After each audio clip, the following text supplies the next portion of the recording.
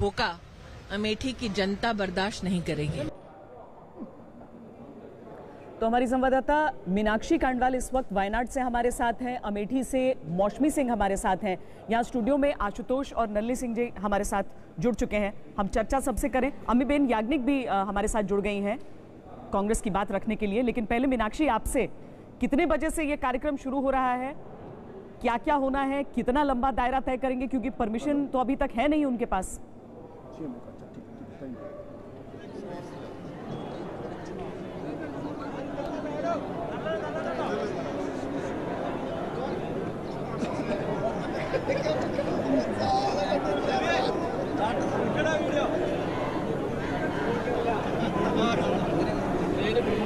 मीनाक्षी, आवाज आ रही है?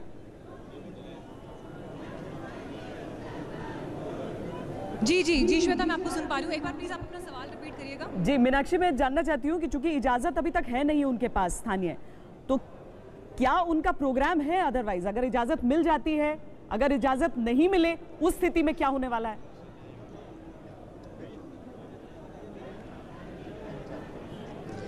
श्वेता, इस वक्त हम सिविल स्टेशन पर हैं और राहुल गांधी को यहाँ पहुँचना है नामांकन दाखिल करने के लिए।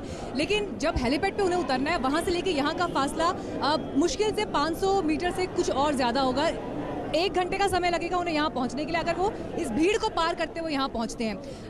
परमिशन नहीं है, ये हम कल रात से ही, क्योंकि जब यहाँ पर पुलिस दफ्तरों में भी चक्कर काट रहे थे तो लगातार यही बात हो रही थी कि रोड शो को लेकर परमिशन का क्या स्टेटस है, उस पर क्लैरिटी नहीं थी, क्योंकि उनको इजाज़त उस समय तक नहीं मिली थी। और कांग्रेस सोर्सेज खुद ये कह रहे थे कि हम कोशिश कर रहे हैं परमिशन मिले, क्योंकि ज़बरदस्त कार्यकर्ताओं का हुजूम यहाँ पर कल शाम से ही उमड़ना शुरू हो गया था। और जो हमारी यहाँ पर लोकल सोर्सेज से बात हुई है, उनका ये तक कहना है कि 50,000 लोग यहाँ पर शामिल हो सकते हैं। इसे लेकर भी इन्फॉर्म किया गया था प्रशासन को। लेकिन अगर आप सिविल स्टेशन की भी तस्वीर देख पा रहे हैं, राहुल गांधी को यहाँ पर 11:30 बजे तक पहुँचना है नामांकन दाखिल करने के लिए। लेकिन उससे पहले ही ज़बरदस्त तरीके से जहाँ तक आपकी नज़र जाएगी आखिरी तक आपको बड़ी तादाद में यहाँ पर कांग्रेस कार्यकर्ता दिखाई देंगे। और इनका यहाँ पर कल शाम से ही उमड़ना शुरू हो गया था।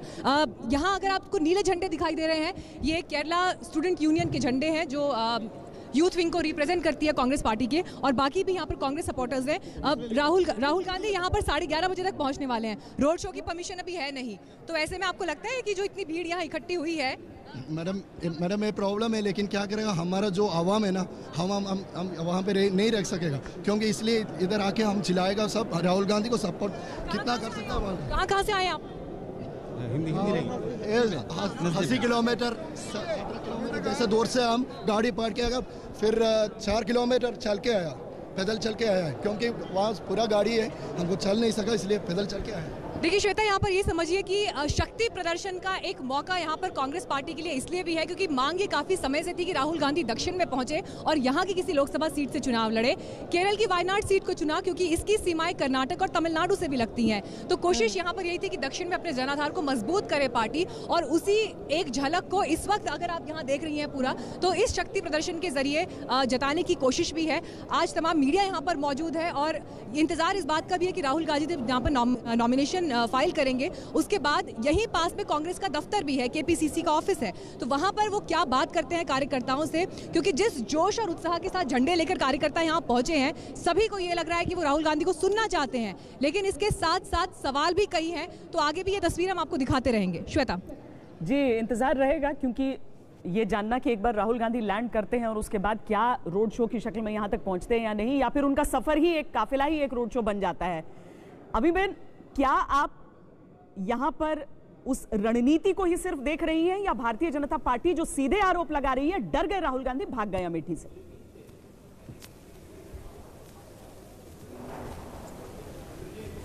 देखिए, इसमें भारतीय जनता पार्टी का कोई उल्लेख करना ठीक नहीं है, क्योंकि अमेठी से राहुल गांधी आज भी लड़ रहे हैं, और अमेठी के अलावा किसी और जगह से भी लड़े तो बीजेपी को तो कोई ऐतराज़ नहीं होना चाहिए। उनके वरिष्ठ लीडर्स पहले वाजपेयी जी और अडवाणी जी लड़ चुके हैं। प्राइम मिनिस्टर आज के जो हैं ऑनरेबल प्राइम मिनिस्टर, वो भी गुजरात से और वाराणसी से लड़े थे, पर इस बार गुजरात से नहीं लड़ रहे, क्योंकि गुजरात में उनका स्ट्रांग होल्ड अभी रहा नहीं है। उनकी सारी बातें ओपन में आ गई है कि वो झूठे वायदे करते हैं, कोई डेवलपमेंट की बात नहीं होती है, पोलराइजेशन की बात होती है। तो गुजरात में इस बार वो नहीं लड़ रहे, अभी एक ही सीट से लड़ रहे हैं। अगर कोई और लीडर पैन इंडिया प्रेजेंस है, राष्ट्रीय प्रेजेंस है और साउथ इंडिया से राहुल जी लड़ना चाहते हैं तो उन्हें बीजेपी को कुछ पूछने की भी, और हमें बीजेपी का कोई रोल ही नहीं आता है बोलने के लिए, तो बीजेपी का यहाँ उल्लेख करना भी मुझे लगता है कुछ मायने नहीं रखता है यहाँ पे। जी आशुतोष, डर या रणनीति? नहीं, मुझे लगता है स्मृति ईरानी को पहली बार ये बात बोलने का हक नहीं, क्योंकि अभी मैं फ्लैश देख रहा था, फ्लैश में लिखा हुआ 2 दिन के दौरे पे आप वहाँ चुनाव लड़ रही हैं, आपकी कॉन्स्टिट्यूएंसी है, आपको तो 300 दिन अमेठी में रहना चाहिए। आप ऐसा लग रहा है जैसे कोई वीआईपी है जो 2 दिन के दौरे पे वहाँ आए। तो ये राजनीतिक बयानबाजी, जिसका कोई मतलब नहीं है। अगर आप कहते हैं कि भाई राहुल गांधी वहाँ से भाग गए तो मोदी जी फिर 2 जगह चुनाव क्यों लड़े, या उसके पहले अटल बिहारी वाजपेयी 3 जगह चुनाव क्यों लड़े, लाल कृष्ण आडवाणी 2 बार चुनाव क्यों लड़े। ये राजनीति के अंदर उनको अपनी स्ट्रेटेजिकली का लगता है कि साउथ इंडिया से लड़ना चाहिए तो लड़ना चाहिए। मुझे नहीं लगता है कि स्मृति ईरानी किसी भी तरीके से इस बार अमेठी के अंदर राहुल गांधी को हराने की स्थिति में है। 2014 का जब चुनाव हुआ था तो समाजवादी पार्टी, बहुजन समाज पार्टी, सारी पॉलिटिकल पार्टी और कांग्रेस अलग अलग चुनाव लड़ रहे थे। सबका वोट परसेंटेज अगर आप जोड़ लें और वोट शेयर अगर आप जोड़ लें तो आपको अंदाजा हो जाएगा। इस बार अपोजिशन यूनिटी इंडेक्स जो है वो उत्तर प्रदेश के अंदर बहुत स्ट्रांग है और अमेठी के अंदर समाजवादी पार्टी, बहुजन समाज पार्टी, दूसरी पॉलिटिकल पार्टी कांग्रेस को सपोर्ट कर रही हैं। और इस बार ना तो आम आदमी पार्टी के कुमार विश्वास भी लड़ रहे हैं जो पिछली बार 20-25 हज़ार वोट लेकर गए थे। तो राजनीतिक बयानबाजियां हैं, चलने दीजिए, कहने दीजिए उनको। लेकिन ये बात सच है। मैं कहूँगी जो आशुतोष बात कह रहे हैं कि देखिए बहुत ज़्यादा शोभा नहीं देता है ये कहना कि भाग गए वगैरह, यानी कि ये हमारे आपको सिर्फ रणनीति लग रही है, डर कोई नहीं? मुझे ऐसा लग रहा है कि थोड़ा सा लफ्ज़ों पे भी अगर काबू रखें। ये अगर रणनीति का ये एक हिस्सा है कि आप जितनी ज़्यादा बस इतना बता दें दर्शकों को कि इजाज़त मिल गई है राहुल गांधी को। वामपंथी सरकार केरल में पहले बहुत आक्रमण किए गए राहुल गांधी पर वायनाड को चुनने के लिए, लेकिन अभी अभी ये खबर आ रही है कि इजाजत मिल गई है। तो जब वो हेलीपैड पर लैंड करेंगे उसके बाद ये पूरा फासला तय करते हुए वहां पहुंचेंगे जहां की तस्वीरें मीनाक्षी दिखा रही थी, जहां पर वो अपना नामांकन दाखिल करने वाले हैं। राज्य सरकार ने, मैं समझती हूँ कि जो एक रूल असूल के मुताबिक और थोड़ा बड़ा दिल भी दिखाया है। हालांकि वो इस वक्त वो एकदम डायरेक्ट टक्कर वामपंथियों के साथ है, एलडीएफ के साथ है, यूडीएफ की यानी राहुल गांधी की। लेकिन दूसरा, मैं अब आप बात कर रही थी अमेठी की, मुझे लगता है कि देखिए वायनाड भारत का हिस्सा है ना, कि अभी तक हम उसके ऊपर भी डिबेट कर लें। भारत का हिस्सा होने पर दक्षिण भारत में भाजपा की पैठ नहीं है। अभी तक दक्षिण भारत में कोशिश है भाजपा की, लेकिन कांग्रेस की पैठ ज़्यादा है। और अगर उन्होंने वायनाड चुना है तो कांग्रेस के भीतर भी इसके सवाल उठ रहे हैं कि क्यों वायनाड, क्यों जो एलडीएफ हमारे बहुत अच्छे दोस्त मित्र रहे हैं उनके साथ में झगड़ा, इस तरह से टक्कर क्यों। अब लेकिन लगता है कि ए.के. एंटनी का जो पक्ष है वो इसमें कामयाब हुआ, इनको मनाने के लिए, या ये चाहते थे। साउथ इंडिया से तो ये करते ही करते। देखिए इंदिरा गांधी का आपको याद होगा मेडक है, चिकमंगलूर है, सोनिया गांधी ने बेल्लारी किया, अब बेल्लारी रिजर्व सीट हो चुका है। बेंगलोर वगैरह में वो तो आप डिस्कस कर ही चुके हैं कि क्यों ये बाकी राज्यों में नहीं गए। और अभी भी कांग्रेस पार्टी में जो वरिष्ठ नेता हैं, कईयों ने मुझे कहा है कि हमें खुद नहीं मालूम पड़ा कि क्यों केरला में, जहाँ की 20 सीटें हैं, लेकिन अगर ये कांग्रेस पार्टी समझ रही है कि हमारी अब 16 पे कांग्रेस लड़ रही है कि हमें 16 की 16 आ जाएंगे, तो फिर इन्हें दोबारा सोचना चाहिए, क्योंकि इनकी जो अलायंस जो लोकसभा क्षेत्र है वायनाड का, उसकी तमिलनाडु से भी जुड़ता हुआ, कर्नाटक से जुड़ता हुआ, केरल, जो मुझे मालूम पड़ रहा है वो ये है कि बहुत ज़्यादा इनको उसका फ़ायदा नहीं होने वाला है तमिलनाडु में। और थोड़ा सा रिपल इफेक्ट जिसे कहते हैं, एक पत्थर आप तालाब में फेंको तो थोड़ा सा हो जाता है उसका।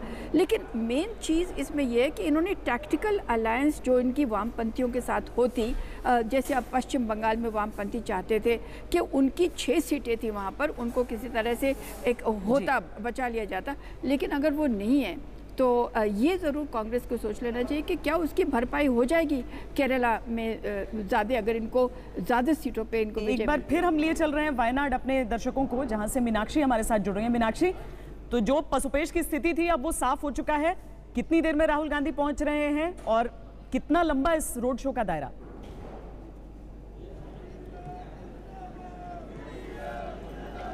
श्वेता देखिए परमिशन मिल गई है, इसकी खबर अभी हमारे पास पहुंची है और अब ये साफ हो गया है कि हेलीपैड जो कि SKFG स्कूल ग्राउंड पर है वहां से यहां तक राहुल गांधी को यूं तो क्योंकि सिर्फ 500 मीटर का ही ये दायरा है, बहुत ज़्यादा समय नहीं लगना चाहिए, लेकिन अगर इस भीड़ को आप देखें उस लिहाज से यहाँ पहुँचने में उन्हें काफ़ी समय लगेगा। पुलिस ने खासतौर पर इस पूरे रोड को ब्लॉक किया हुआ है ताकि जो भीड़ यहाँ जमा हो रही है ट्रैफिक की वजह से उसमें और दिक्कत ना हो। इस रोड के इर्द गिर्द बैरिकेडिंग लगाई गई है और आम लोग बैरिकेडिंग के उस तरफ खड़े रहेंगे, कांग्रेस कार्यकर्ता भी बड़ी तादाद में यहाँ पर मौजूद हैं।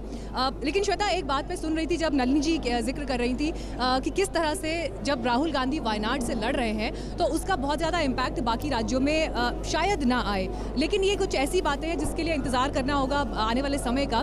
पर क्योंकि पिछले 3 दिन से हम वायनाड में मौजूद हैं, अलग अलग तरह के लोगों से हमने बात करने की कोशिश की, एक सेंटिमेंट जो बहुत स्ट्रांगली यहाँ से उभर कर आ रहा था उसमें लोग ये ज़रूर कह रहे थे कि अगर कांग्रेस पार्टी की सरकार सेंटर में बनती है तो वायनाड वो इलाका होगा जो शायद प्रधानमंत्री चुन कर दे या प्रधानमंत्री उम्मीदवार को चुन कर दे, और इस बात को लेकर एक प्राइड की फीलिंग, गर्व की फीलिंग हमें लोगों के अंदर दिखाई दी। तो ये एक ऐसा सेंटिमेंट है जो जिसे लेकर राहुल गांधी को इस इलाके में समर्थन जरूर मिल रहा है। कांग्रेस की भीड़ तो आप यहाँ देख ही रहे हैं जो लगातार सुबह से यहाँ पर नारेबाजी भी कर रहे थे और अलग अलग स्लोगन्स के जरिए अपनी मांग भी रख रहे थे। अच्छा, कहाँ से आए आप लोग? कहाँ से आए आप लोग? जी मैं गुड़लोर। अच्छा, राहुल गांधी जी यहाँ पर कितनी देर में पहुँचेंगे? ये 10:30 बजे पहुँचे। ठीक है, तो आप लोगों की डिमांड्स क्या है यहाँ पर? हमको 3 डिमांड्स हैं। First one is our transportation, second one is our medical college, third one is our agriculture sector. अच्छा, राहुल गांधी जी के लिए आप सभी लोग जो है नारेबाजी कर रहे हैं और कह रहे हैं कि बहुत बड़े मार्जिन से वो जीतेंगे, लेकिन पिछली बारी जब कांग्रेस पार्टी यहाँ से जीती वायनाड सीट से तो सिर्फ 20,000 वोट से जीती, ओनली 20,000 वोट। तो आपको लगता है कि इस बार बड़ा 5 लाख ऊपर से वोट में जीते? अभी प्रधानमंत्री हो गया हमारा राहुल जी, अभी MP नहीं है, प्रधानमंत्री हो गया अभी। अच्छा, चुनाव लड़ने? हाँ, हम लोग अभी कंफर्म हो गया, देखो अभी। ठीक है, तो देखिए बेशक पिछली बार जो कांग्रेस के उम्मीदवार थे वो 20,000 के मार्जिन से जीते थे, लेकिन अभी यहाँ दावा ये कर रहे हैं समर्थक कि 5 लाख से भी ज्यादा वोटों से जीतेंगे। तो ये अभी सेंटिमेंट्स है जो अलग अलग जगहों से हमें मिल रहे हैं, लेकिन लगातार आप यहाँ पर देखिए धीरे धीरे लोगों की संख्या और बढ़ती जा रही है। रोड्स के दोनों साइड से ये कारवां बढ़ता ही जा रहा है क्योंकि सुबह से हम जब से यहाँ मौजूद है 7 बजे से लगातार लोगों की भीड़ यहाँ पर पहुँच रही है। अब ये देखना दिलचस्प होगा कि ये शक्ति प्रदर्शन की जो कोशिश है इससे कितना बड़ा मैसेज, पॉलिटिकल मैसेज आगे जाता है। श्वेता जी, मीनाक्षी, उर्मिलेश जी, आज भले ही कांग्रेस पार्टी ये कह रही है कि क्यों सवाल उठाए जा रहे हैं 2-2 सीट पर लड़ने से, लेकिन जब नरेंद्र मोदी ने चुना था 2 सीटों को तो ये राजनीति की रवायत है, होना ही होना है ये, लेकिन आप इसमें क्या देख रहे हैं? नहीं देखिए, मैं बहुत संक्षेप में 2-3 पॉइंट रखना चाहूँगा शुरू में ही। पहली बात तो कि भारतीय जनता पार्टी के नेता चाहे वो टॉप के हों चाहे बॉटम, कोई भी जो कि ये कह रहा है कि अरे साहब वो तो भाग गए डर के मारे, ये तो बहुत तर्कसंगत नहीं है और इसमें कोई तथ्य नहीं है, क्योंकि आदरणीय वाजपेयी जी जो इनके परम पूज्य नेता माने जाते थे और हम सबके बहुत ही प्रिय प्रधानमंत्री थे, वो तो 1957 में उन्होंने तीन निर्वाचन क्षेत्रों से चुनाव लड़ा और केवल एक में जीता और सब में हार गए और बहुत बुरी तरह हारे। इसके बाद भी वो विदिशा और लखनऊ से लड़ते रहे, कई बार वो 2-2 सीट से लड़े, आडवाणी जी लड़े, इसके बाद अभी नरेंद्र मोदी जी 2 सीट से लड़े। तो मुझे कोई इसमें परेशानी ये नहीं दिखती एक नागरिक के रूप में, एक जर्नलिस्ट के रूप में, कि कोई नेता 2 सीट से लड़ता है जब तक कि भारत के संविधान में इस तरह का प्रावधान किया हुआ है, पहली बात। दूसरी बात कि वो वायनाड क्यों गए, ये सबसे महत्वपूर्ण सवाल है और सबसे जटिल भी है। मुझे ऐसा लगता है कि केरला कांग्रेस में 2 गुट हैं, बल्कि 3 गुट हैं अभी कहा जाए तो, क्योंकि केरल में कवर करता रहा लंबे समय, मैं इलेक्शंस भी 2 वहाँ कवर किया। एक ज़माने में ओमन चांडी साहब AK एंटोनी ग्रुप के आदमी माने जाते थे, लेकिन आज की तारीख में ओमन चांडी इस वक्त केरला के सबसे ताकतवर नेता हैं और AK एंटोनी साइडलाइन है। जो मेरी जानकारी है इस उम्मीदवारी में, राहुल गांधी की उम्मीदवारी में सबसे अहम जो रोल है ओमन चांडी साहब का है, क्योंकि KC वेणुगोपाल चाहते थे कि वायनाड सीट से वो लड़ें। तो ये संभव है कि एक को हटाने के लिए दूसरे को ला दिया गया और वो भी सबसे बड़े नेता को देश के ला दिया गया, कन्विंस किया गया कि यहाँ से आप लड़ेंगे तो तमिलनाडु, कर्नाटक सब पर असर पड़ेगा। मुझे इस लॉजिक में थोड़ी कमजोरी नजर आती है। क्यों आती है? उर्मिलेश जी, आगे हम इसको समझेंगे क्योंकि एक ब्रेक का वक्त हो चला है और ब्रेक के बाद जब हम लौटेंगे तो चूंकि 10:30 का समय बताया जा रहा है राहुल गांधी के लैंड करने का, तो उसके बाद वहां से भी पूरी कवरेज हमारी शुरू होगी। देखते रहिए आज तक।